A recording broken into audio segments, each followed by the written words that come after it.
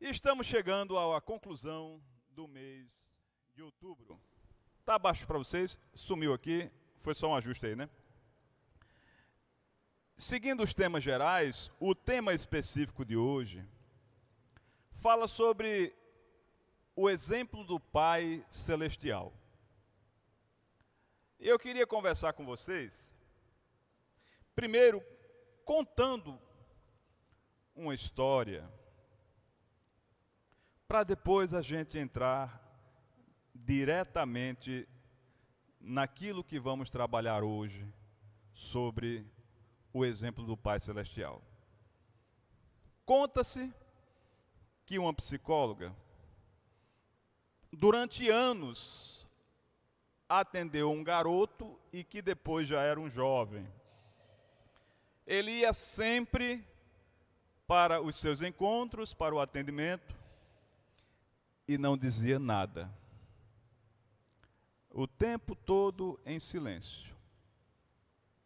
E eles tinham a dinâmica de usar lá o tabuleiro de xadrez, que ela montava o tabuleiro, ele não movia nenhuma peça. E terminava o tempo e ia embora. Anos. Um dia, ela já estava até desistindo de atender, ia sugerir um outro profissional. O garoto chegou, tirou a jaquetinha que sempre usava, abriu o armário, armou as peças, sentou, ela sentou, ele moveu a peça e disse: jogue a sua vez.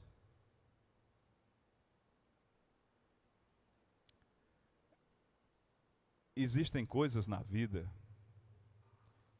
que a gente precisa muito tempo para trabalhar. Muito tempo para se curar. Depois daquele momento, o garoto seguiu a vida, totalmente livre de qualquer peso. Às vezes nós carregamos pesos, enfrentamos situações e que requer de nós uma atitude. Às vezes uma mudança de pensamento. Muitas vezes quebrar a nossa tendência ao julgamento. Muitas vezes entender quais são as nossas responsabilidades. Muitas vezes praticar uma coisa que não é muito fácil e que requer tempo. Hoje, pensando sobre o exemplo do Pai, o Pai Celestial. O exemplo do Pai Celestial, a criança precisa aprender em casa dos seus pais aqui na terra. E se você pensar bem, a gente segue a nossa vida, a gente aprende muita coisa, até que a gente sofra a influência do outro e isso nos limita em nosso avanço. Enquanto a gente é criança, a gente pergunta muito, mas quando a gente tem vergonha de perguntar, a gente para de crescer, para de aprender, com medo do julgamento. E a gente começa a fazer muitas coisas para seguir um modelo aprendido. Qual é o detalhe? Que modelo estamos ensinando? Porque é esse modelo que começa na nossa casa e que vai tomar o mundo. É trabalhando o que está dentro de mim, neste santuário, que depois eu posso ir a qualquer templo e transformar aquele templo também na sociedade. Às vezes a nossa família cresce alimentando lembranças, memórias que impedem que relacionamentos continuem, que impedem que pessoas estejam juntas, que impedem momentos de plena felicidade. Irmãos, o que acontece na minha vida e na minha relação com Deus vai impactar qualquer lugar que eu esteja. Porque se eu sou uma pessoa feliz, eu vou transformar o ambiente e vai ser um ambiente feliz. Se eu sou uma pessoa infeliz, para mim nada vai prestar.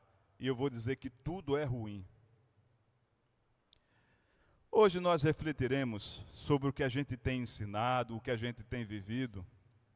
Pensando no exemplo do Pai Celestial, estudaremos as etapas e a importância espiritual do perdão.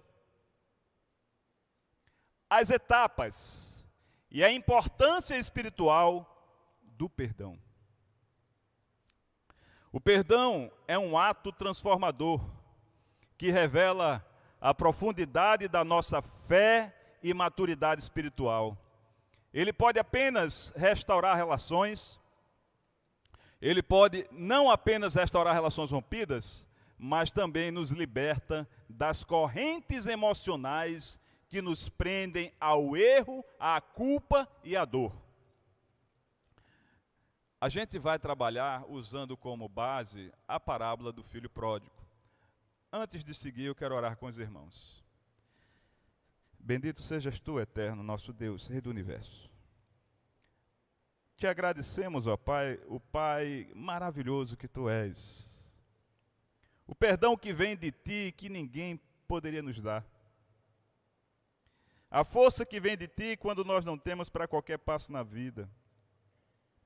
Em nome de Jesus, ó Senhor, eu te peço, dá-nos luz para entendermos, ó Pai, aquilo que tu revelas para nós, que teu Espírito esteja em nossos corações e em cada lugar neste santuário, ó Senhor, decifrando a mensagem que tu estás revelando. Senhor, quanto a mim, eu reforço o pedido de perdão. Perdoa, Pai, todos os meus pecados conscientes e também aqueles, ó Pai, que eu cometo sem intenção, que também sou culpado deles, ó Pai. Obrigado pelo teu amor e com esse perdão, que eu seja digno, ó Pai, de entregar a tua palavra para alimentar aquele que precisa, deseja receber. Em nome de Jesus. Amém. A parábola do filho pródigo é muito clara em muitas coisas. E quando a gente pensa em perdão, e pensando na imagem celestial, o exemplo do Pai Celestial, a gente pode ver aqui como o processo do perdão avança em etapas. Em Lucas 15:11, diz assim, vamos ler o seguinte, eu não vou fazer a leitura de 11 a 32 e vou trabalhando tópico por tópico diretamente.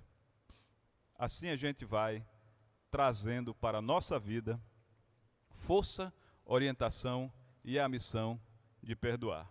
O perdão é libertar um prisioneiro e descobrir que o prisioneiro era você. Já pensou sobre isso? Quando eu libero o perdão para alguém, eu estou liberando um prisioneiro, mas quando eu reflito mais profundamente, eu era quem estava prisioneiro durante muito tempo de todo o sentimento que eu carreguei em função do que aconteceu. Precisamos libertar e nos libertar. Então, o primeiro passo, a primeira etapa é o reconhecimento do erro. Convicção interna e autocrítica. Lá em Lucas, diz assim, caindo em si, ele disse, quantos empregados meu pai tem? Tem comida de sobra e eu aqui morrendo de fome. Ele viu a condição que ele estava. Ele admitiu que deu um passo errado. Porque muitas vezes as pessoas cometem os erros inocentemente. Às vezes a gente fere alguém sem ter esse propósito. Às vezes a gente escolhe um caminho porque não pensou direito, porque não estava preparado para aquela decisão. Eu costumo olhar para esta parábola e, metaforicamente, imaginar o seguinte. Percebam que os filhos chegaram para o pai. Um deles pediu a herança, o outro não fez nada para impedir. Se um deles pediu a herança e isso não era adequado, o outro não fez nada para impedir. Quantas e quantas vezes as pessoas estão caminhando para uma decisão errada e outros calam e deixam que ele cometa o erro, por quê? Porque é vantajoso. Se um pediu a sua parte, o outro também recebeu a dele. Não sei se os irmãos já se atentaram disso, mas quando o pai diz, olha, tudo que eu tenho é teu, para o filho que ficou em casa, irmãos, é simples, ele não tinha dividido tudo, o pai ficou sem nada. Ele deu a cada um a sua herança, ainda vivo. O pai ficou sem nada, mas aquele filho que não se acha alguém que errou, ele foi beneficiado pela arrogância do irmão, pelo erro do irmão. Aquilo é uma violência, um pedido daquele. Aquele irmão que tomou uma atitude sem maturidade, também não teve maturidade para viver, mergulhou no sofrimento e foi assim que ele aprendeu o quanto havia errado. Às vezes as pessoas precisam sentir o calor e queimar a pele para entender que o fogo queima. Por mais que a gente explique, não adianta. Tem que sentir mesmo. E nessa parábola que o Senhor Jesus nos conta, ele mostra que cada um de nós tem impulso para errar, que cada um de nós pode fazer escolhas erradas. Quem de nós nunca pensou em tomar uma atitude de maneira isolada? Às vezes coisas mais simples, mas quem de nós nunca ignorou os melhores conselhos e escolheu a sua própria decisão? Será que temos aqui alguém hoje que sempre seguiu os melhores conselhos e nunca disse, eu vou tentar do meu jeito? Aquele garoto foi tentar do jeito dele.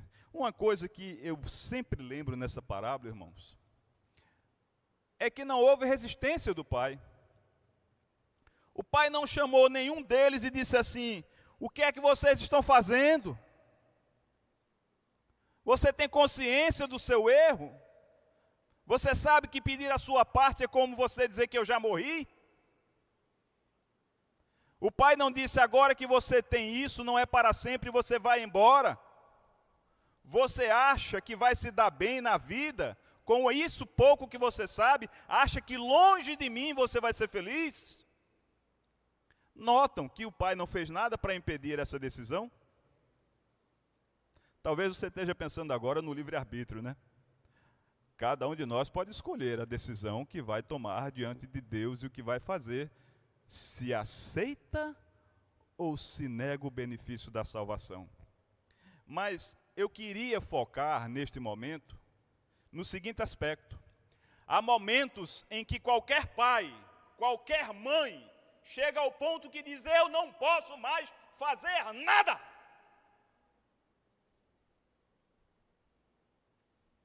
Ele não ouve meus conselhos. Eu já disse tudo que é bom. Eu mostrei o caminho. Eu fiz a minha parte. Mas ele quer viver as suas próprias experiências. Nenhum pai deve culpar-se pelos erros do seu filho, porque ele não aplicou a lição. Nenhum pai deve anular a autonomia de seu filho, viver as suas próprias experiências e usar o que aprendeu. Mas todos os pais precisam, em todo momento, caminhando, dormindo, acordando, como o pastor falou hoje, ensinar todos os detalhes da palavra de Deus, desde pequeno, para que o filho, a filha, use, obedeça, cresça e viva. Qual a melhor forma de ensinar? Com a vida. Pelo exemplo. O Senhor Jesus nos ensinou pelo exemplo. O Senhor Jesus liderou pelo exemplo. Agora, se nós somos pais que não vivem aquilo que dizem, nenhum filho vai seguir o nosso caminho, por melhor que a gente aponte o caminho. O filho conhece o seu pai à medida que o pai permite que ele conheça. Não é muito fácil dizer sim para determinadas coisas. Não é muito fácil dizer não para muitas coisas. Mas nenhum de nós pode ser omisso. O silêncio diante da caminhada, do amadurecimento, da evolução de qualquer um em nossa casa, é nossa responsabilidade. O nosso Pai Celestial não é omisso. Ele está presente em cada momento, socorrendo ou deixando que a gente use a nossa liberdade para, com autonomia, tomar as nossas decisões em relação à nossa própria vida. Em todas as relações, o primeiro passo para o perdão acontece a partir do reconhecimento sincero do erro. É necessário que a gente esteja sempre refletindo no impacto de nossas decisões, a dor que a gente ouve o outro dizer que nós causamos, e principalmente quando mesmo que ele não fale, a gente entende que ele sente. É necessário que a gente reflita, porque a partir daí, se a gente admite, se a gente reconhece o erro, a gente pode sim para o processo de cura através do perdão, dando passos para pedir um perdão autêntico e receber um perdão autêntico. Vamos para o segundo passo? Atitude de arrependimento, mudança de postura. Eu me porei a caminho e voltarei para meu Pai. O arrependimento genuíno não se limita a reconhecer o erro. Ele envolve uma decisão clara de mudança de direção.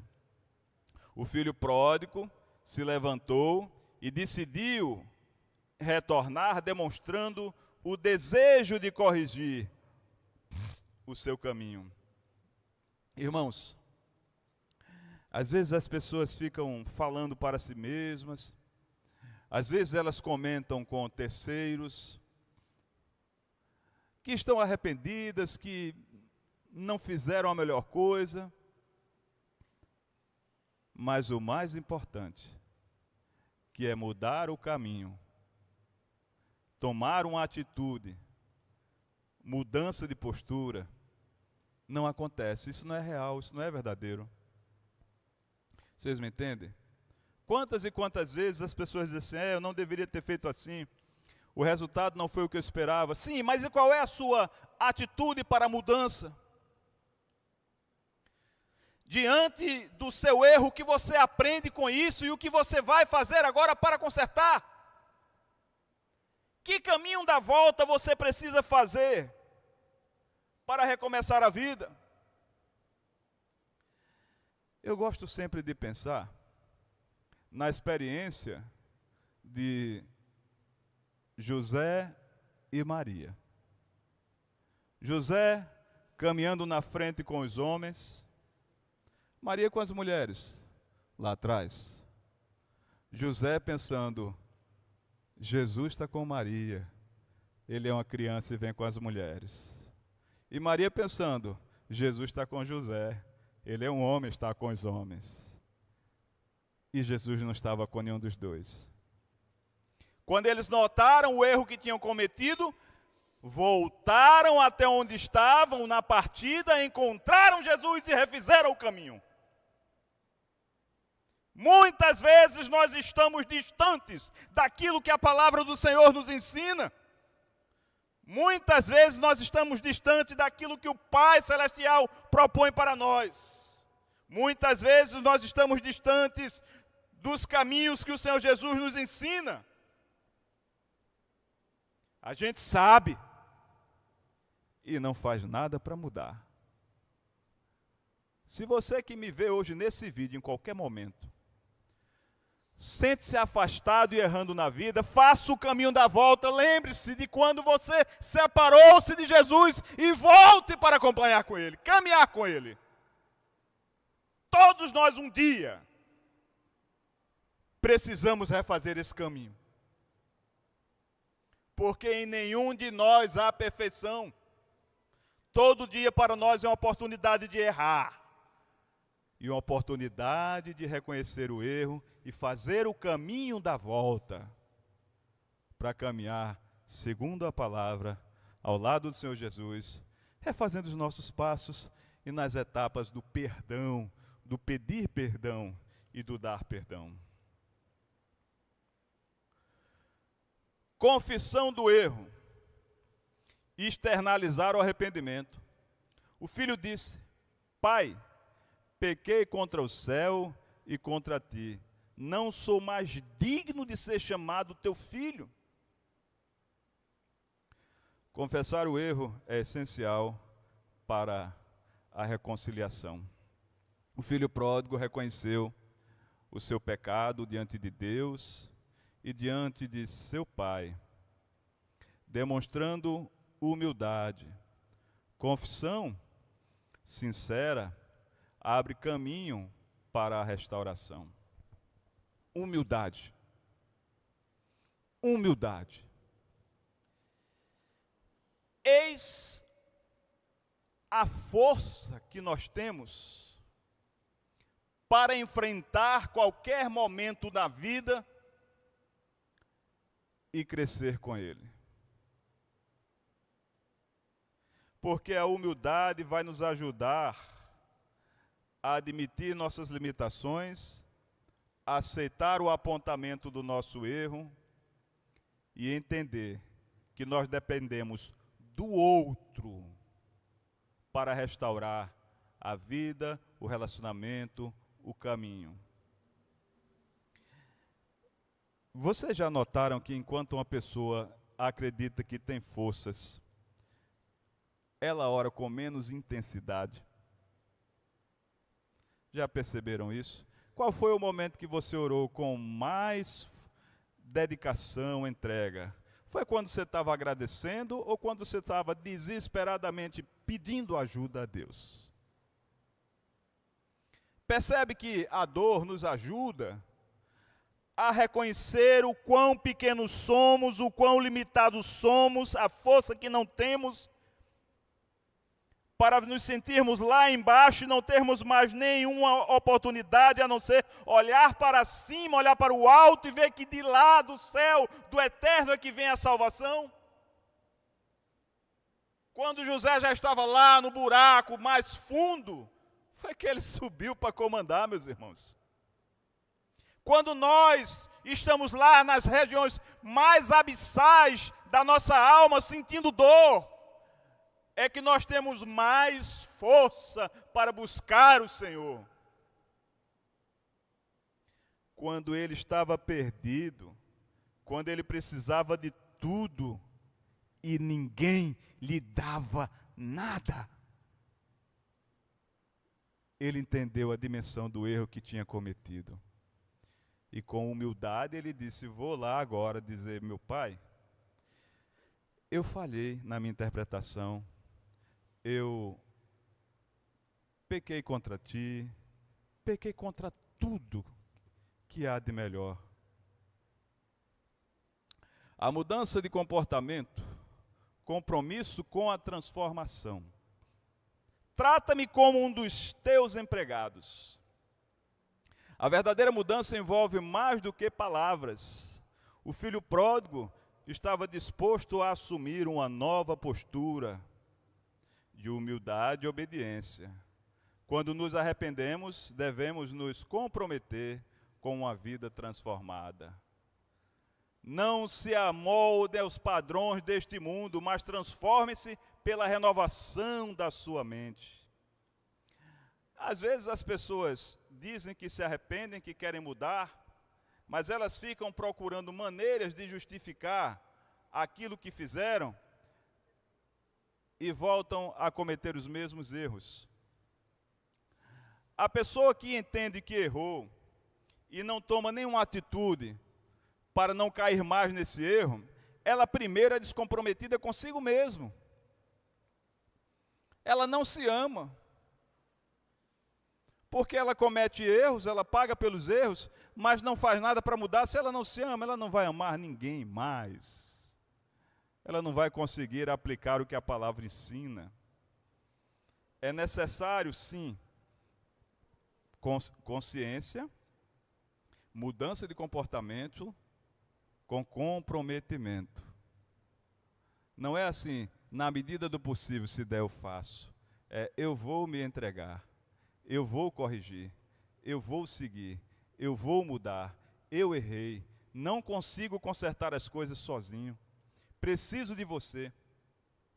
E seguir para corrigir o dano, quando possível.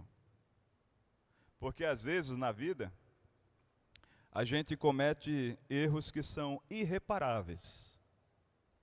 Irreparáveis. E a gente tem que assumir a responsabilidade, conviver com isso e seguir a vida, compensando no que for possível. No plano material, existem muitas formas de nós assumirmos as responsabilidades pelo erro.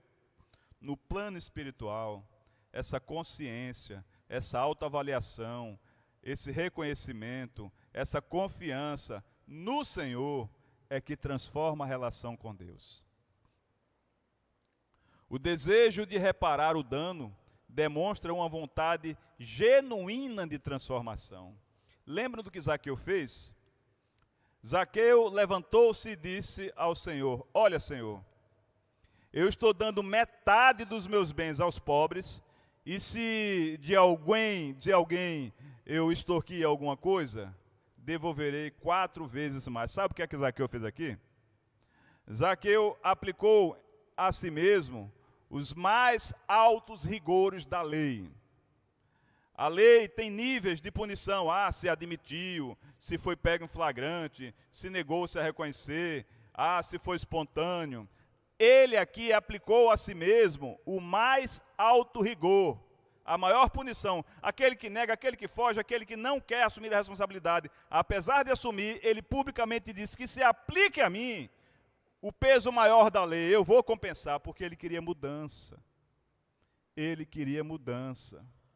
A casa de Zaqueu teve salvação porque ele teve mudança. E quem quer salvar a sua casa, quem quer transformar o seu lar, quem quer ser um bom líder na família, tem que ter mudança. Porque você pode enganar qualquer pessoa da porta para fora.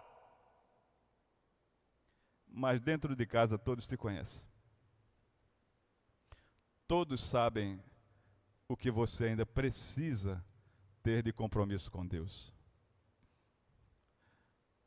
Se você se acha crente do bom, eu vou dizer a você que a medalha de crente do bom é quando a família pede oração a você. Não é quando um desconhecido desesperado que pediria oração até um poste pede. É quando o parente diz: ore por mim. Porque você está dentro da sua casa dando um bom testemunho. Que é o campo mais difícil de jogar, gente. É cheio de buraco, a bola some. Em casa é muito mais desafiador, mas é por lá que nós precisamos começar. É por lá que vem toda a transformação de admitir erro, assumir responsabilidade e caminhar para pedido de perdão. Por isso, hoje, encerrando o mês, a gente está pensando sobre o Pai Celestial e a sua atitude. E pensando perdão, será que na nossa família a cultura de assumir responsabilidades, pedir perdão, perdoar e restaurar é vivida? Ou estamos em lares onde as pessoas não se entendem bem e não fazem nada para mudar isso, não por mérito próprio, mas para a glória do Eterno?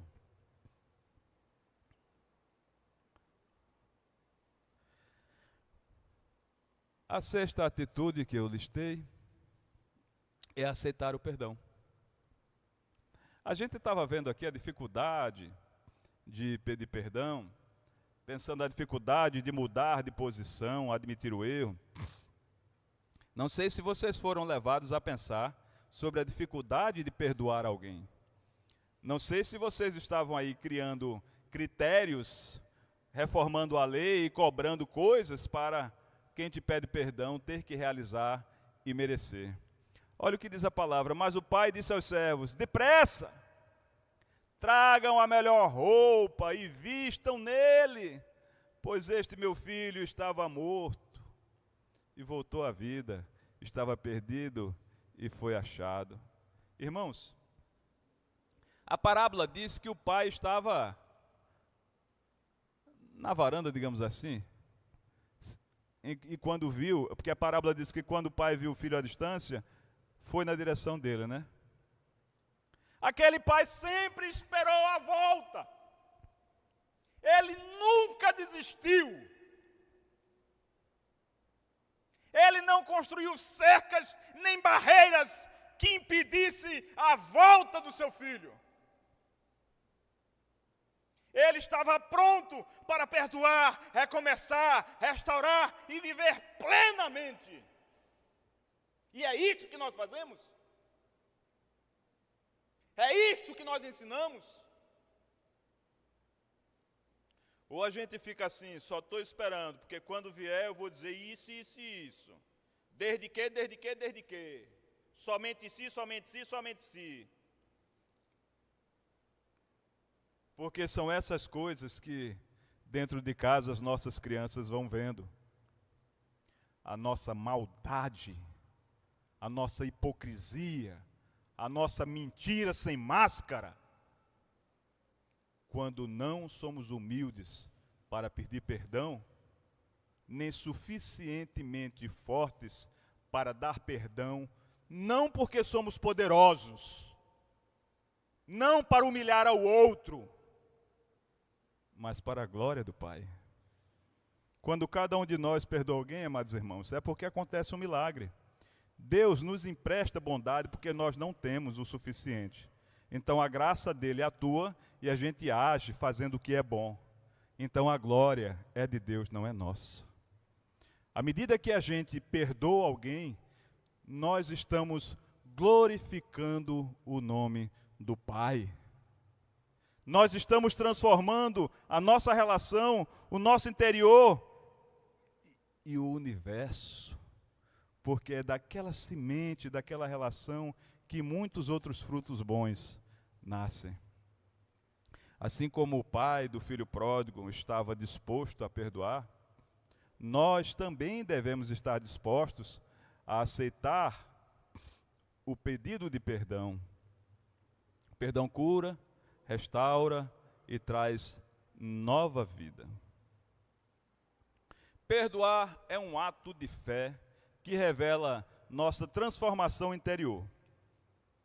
Quando pedimos perdão, demonstramos humildade e quando perdoamos, libertando a nós mesmos e aos outros da prisão emocional do rancor, glorificamos o Pai. O perdão não muda o passado. O perdão não muda o passado, mas ele amplia o futuro. Deus nos ensina, por meio da parábola do filho pródigo, que independentemente do dano causado, o perdão traz nova vida, restaura as relações e nos aproxima do coração de Deus. Colossenses diz assim: suportem-se uns aos outros e perdoem as queixas que tiverem uns contra os outros. Perdoem como o Senhor lhes perdoou. Como foi que o Senhor nos perdoou? Quais foram os critérios estabelecidos pelo Senhor para nos perdoar? Que mérito nós temos para merecer o perdão do Senhor? Qual é a condição que o Senhor impõe para que nós tenhamos dele o perdão? Um coração verdadeiramente confiante nele. É o que nós precisamos para estarmos sempre diante dele, realizando a sua vontade para a glória dele, pedindo perdão quando errarmos e, apesar de todo o sacrifício, perdoar aquele que nos ofendeu, porque estamos presos juntos a estes sentimentos e estas dores. E onde nós estivermos, ali seremos pessoas que impedirão de um ambiente ser melhor enquanto carregarmos mágoa no nosso coração. Que o Senhor nos ajude a perdoar e ensinar a todos a perdoarem também. Em nome de Jesus, amém.